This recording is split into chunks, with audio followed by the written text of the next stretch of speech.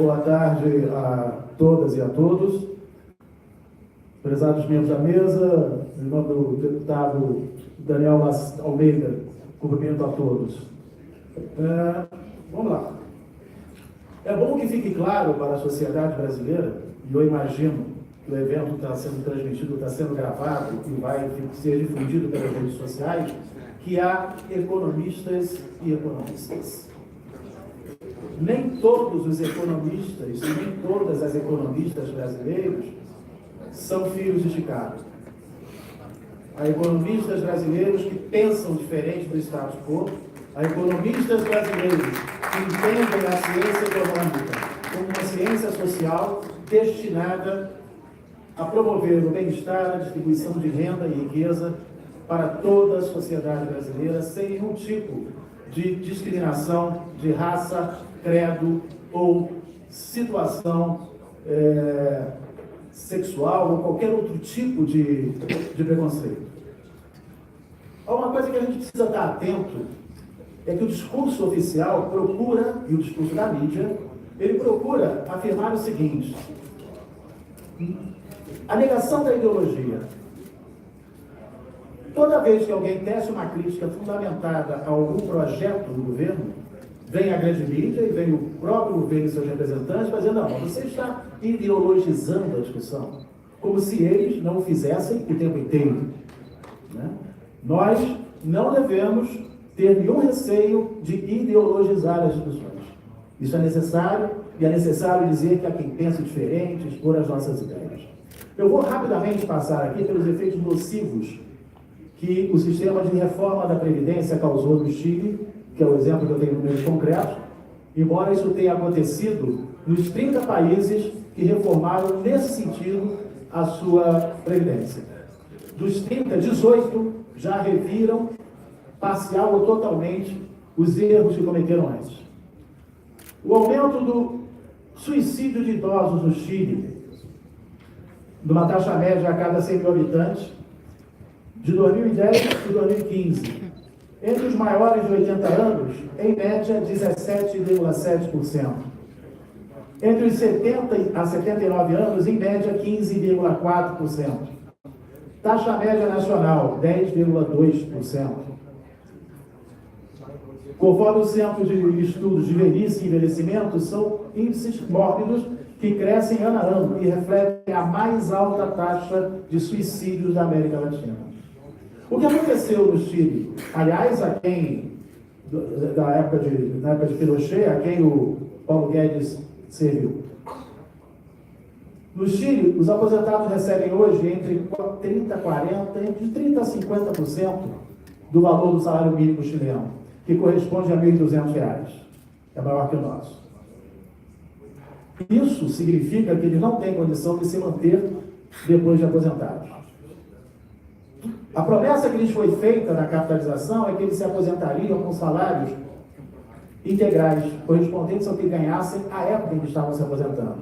Deu nisso, 30% a 50%, dependendo do caso. E quando eles vão nas AFPs, que são os testes de ferro dos banqueiros chilenos, do regime de capitalização, o que é que eles ouvem? Olha, vai te caber R$400 de aposentadoria, porque os seus investimentos, lamento, não obtiveram o resultado prometido. Perdeu o Playboy. É isso que está se propondo no Brasil. Rapidamente, a lista das mazelas que acometeram os países que fizeram esse tipo de reforma. As taxas de cobertura estagnaram ou diminuíram. A maioria dos países registrou uma diminuição das taxas de cobertura. Na Argentina, as taxas caíram mais de 20%. E foi observado um número similar no Chile, na Hungria, no Cazaquistão, no México, entre outros países. O que a gente está dizendo para a sociedade brasileira? Vocês terão níveis de cobertura, níveis de aposentadoria bem menores do que no regime de previdência baseada na solidariedade. As prestações previdenciárias se deterioraram. A desigualdade de gênero e renda aumentou. Os altos custos de transição criaram pressões fiscais enormes. Os custos administrativos são elevados. Governança frágil, falhas na regulação e supervisão. Tudo que o governo quer, né? Nada de regulação, nada de supervisão. Concentração no setor de seguros privados. E quem se beneficiou das poupanças de aposentadorias das pessoas? O sistema financeiro, os banqueiros. Somente a estes interessa essa destruição da previdência social. E cito, lucro dos bancos em 2018, dados do Banco Central, 98 bilhões, o que corresponde a 1,44% do PIB à época. Juros da dívida pública, dados da Secretaria do Tesouro, 342 bilhões que os bancos receberam. Isso corresponde a 5% do PIB brasileiro, Produto Interno Bruto, que, fugindo do economês, significa o valor de todos os bens produzidos num país. E a seguridade é que é o problema. Na perna das dívidas, quem são os maiores devedores da Previdência? Eu vou citar alguns aqui dos 100. O Banco Bradesco deve 595 milhões à Previdência. Não vou entrar nos quebrados. O Itaú deve 446 milhões. O BBA, 163 milhões. O Banco Cruzeiro do Sul, 85 milhões e 650. Unibanco, 46 milhões. O Itaú Seguros, 34 milhões e 104. Vou parar por aqui, dessas citações, dizendo o seguinte: é nessa gente que o povo brasileiro vai confiar, é nessa gente que não honra sequer os seus compromissos atuais com a Previdência, que o povo brasileiro tem que confiar que vai lhe prover aposentadorias dignas? Não. Este é o país das injustiças. O salário mínimo, R$ 998. Sabem quanto deveria ser? 4 mil. Aproximadamente 4 mil. Isso ninguém quer discutir. Vamos discutir privilégios? Vamos. Mas vamos privilegiar, então, os trabalhadores, estabelecer o salário mínimo correto. E isso é uma invenção. O Diese faz essa conta muito bem com base na legislação que criou o salário mínimo. O que está acontecendo, não só no Brasil, mas em boa parte do mundo, é que as reformas estão empurrando os trabalhadores para um cenário de uberização de todas as profissões. Todos nós pegamos bom, eu não pego, mas enfim, a maioria das pessoas pega o Uberzinho e acha legal, né? Prepare-se, vai chegar para todos nós. Um belo dia, nós, economistas, estaremos uberizados.